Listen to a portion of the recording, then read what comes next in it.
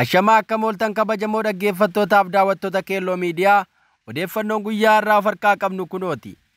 Itoophiyaa keessatti maatiin daa'imman isaaniif nyaata beelladaa kennaa jiru. Akkasumas daa'imman nyaata akka hin gaafanneef sa'aatii dheeraa akka rafan taasisaa jiru jechuun gabaasni Ameerikaa ibse. Biyya waa'ee badhaadhummaa lallabaa ooltu Itoophiyaa keessatti beelli hangam ulfaataa akka jiruuf dararaan waraanaa hanga ulfaataa fi yaaddessaa ta'uu gabaasa bal'aa ministeerri dhimma alaa Ameerikaa baasee hubachiise. Qabiinsa mirga namoomaa ilaalchisuun waggaa waggaan gabaasa bal'aa akka kennitu Ameerikaan Oromiyaa keessatti dararaa guddaan waraana mootummaa paartii badhaadhinaan dhaqqabu ibsiteetti. Ajjechaawwan hedduun qaama caasaa nageenyaa jedhamanii mootummaan gurmaa'aniin raawwataman ta'us gabaasa kana keessatti ibsame.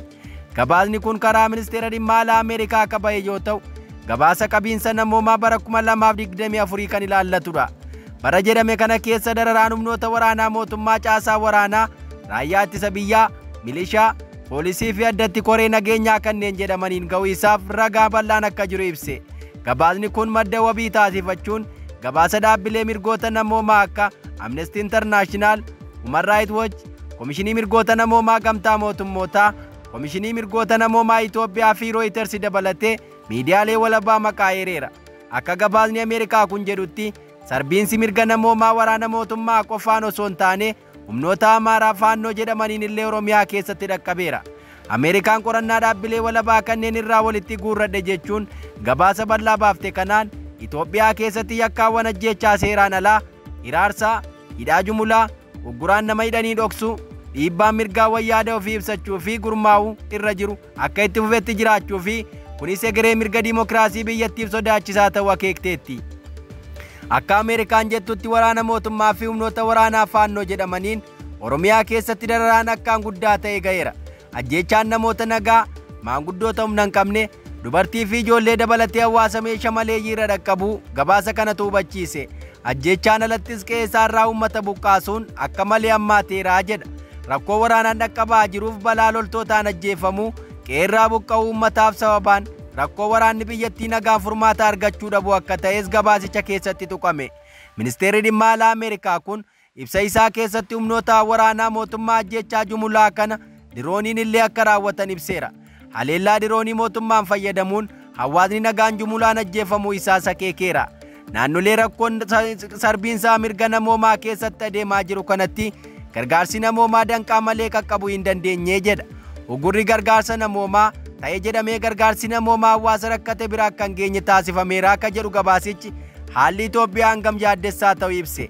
Biyyattii keessatti beelli akka meeshaa waraanaatti dhimma itti ba'amuu kan hubachiisu gabaasni Ameerikaa kun lammiilee biyyattii waan nyaataa dhabuun hanga nyaata beelladaa daa'imman nyaachisanitti ga'uu isaanii hima. Kana malees daa'imman nyaata gaafatanii akka hin rakkifneef yeroo dheeraaf akka rafan dirqisiisaa jiru jedha.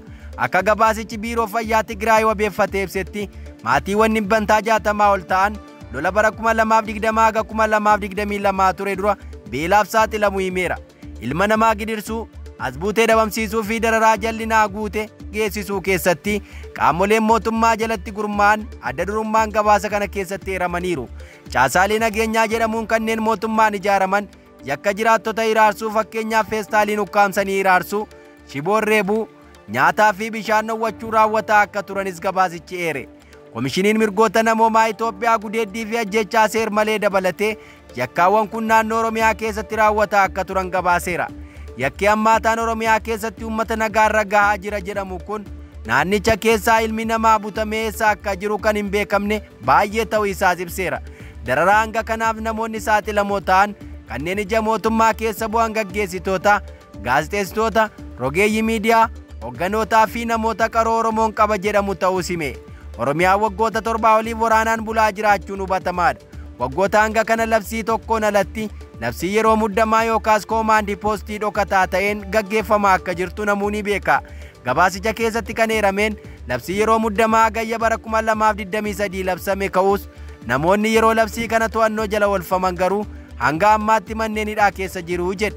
Namoonni kunis yeroo hedduu bakkeewwan ifa hin taane kan akka manneen barnootaa, maankuusaa fi kaan keessaa beekamtii mana murtii malee hidhamanii akka jiranis gabaasicha keessatti eerameera.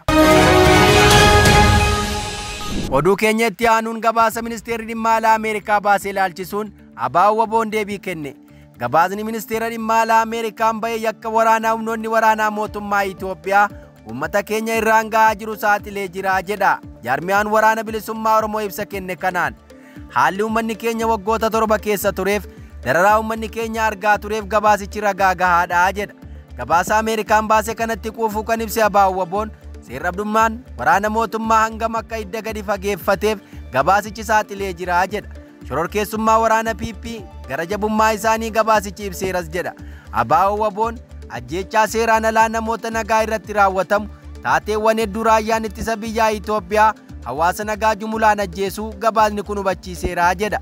Waraanni bilisummaa Oromoo gabaasa Ameerikaa kanaan wantoonni ifa ba'an jiraatan illee ammallee qorannaan walabaa akka barbaachisus gaafateera. Inumaa yakka waraanaa ofii raawwatanii wabootti maqaa moggaasuu yaalan hedduun kan ammallee qorannaa walabaa barbaadan akka jiran ABO'n ibsa baase keessatti caqaseera.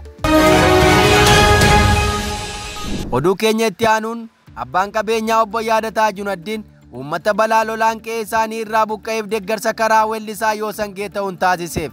Bara kana balaa lolaatiin hawaasni bal'aan miidhaa ulfaataaf saaxilamaa jiran. Rooba humnaan olii roobeen lolaan dambali'ee qe'ee uummataa seenuun qonnaan bultoonni hedduun buqqa'uuf saaxilamaniiru. Balaa kanaan addatti kan hubamaa jiru hawaasa naannaa laga Awwaash jiraatu yoo ta'u, lagni guutee dambali'ee uummata kumoota dhibbaan lakkaa'amu qe'ee irraa buqqaaseera. Akkuma kana godina Shawaa Lixaa aanaalee Ejeree, Ejersa Lafoo fi Walmaraatti balaa lolaa mudateen miidhaan qabeenya irra ga'eera. Hawaasni aanaalee kanaas qe'ee irraa buqqa'uuf dirqamaniiru. Balaa hagayya tokko bara 2017 akka lakkoofsa Itoophiyaa mudate kun gandoota aanaalee kanneen keessa jiran 13 irratti miidhaa kageessisee ta'uu himamaa ture. Jiraattonni balaa kanaan miidhamanis balaa tasa isaan mudateen qe'ee isaanii irraa akka buqqa'anii fi qabeenyi isaaniis ka jalaa manca'e ta'uu ibsaniiru. Hawaasa qe'ee irraa buqqa'ee bayyanachiisuuf namuu waan qabuun deeggarsa taasisuu itti fufeera. Akka kanaan abbaa qabeenyaa Yaadataa Junaddin uummata balaa tasaa lolaa galaanaatiin qe'ee isaanii irraa buqqa'aniif deeggarsa midhaan nyaataa taasisuun deeggarsa isaanii kanas kara weellisaa Yoosan Geeta'uun dhaqqabsiisuu isaa himame. Artistii Yoosan Geeta'uun lammiilee keenya sababa lolaa roobaa ulfaataatiin qe'ee fi qabeenya isaanii irraa buqqa'aniif deeggarsa midhaan nyaataa taasifame biraan ga'uu isaas miidiyaa hawaasaan qoodameera. Yoosan Geeta'uun haasaa taasiseenis isin warra gootaraa dilbii warra akkuma horee ofirra darbee warra magaalaa jiraachisaa turedha. Rakkoon isin mudate rakkoo uumamaa waan ta'eef nutis isin waliin jirra. Qomoon keessan bal'aanis isiniif birmataa jabaadhaa jechuun hawaasatti haamilee horeera. Itti dabaluudhaanis deeggarsa taasifame keessaa abbaan qabeenyaa Yaadataa Junaddin ga'ee guddaa akka qabanii fi uummatichaan jajjabaadhaa isin waliin jirraa jechuun isaanii ibseera. Hiriyoottan isaa naannawaa sabbataa furii fi jamoo deeggarsicha irratti hirmaatanis galateeffatee jira. Bara kana balaa lolaa bakkeewwan hedduutti dhaga'amaa jira. Magaalaa Naqamteetti yeroo darbe lolaan miidhaa lubbuu geessuu isaa gabaasuun keenya kan yaadatamudha. Egaa dhaggeeffattoota Keelloo Miidiyaa odeeffannoon guyyaa irraa of harkaa qabnu kanan gammaa dhaggeeffattan ture. Qophii Keelloo hafee waliin turtii gaarii.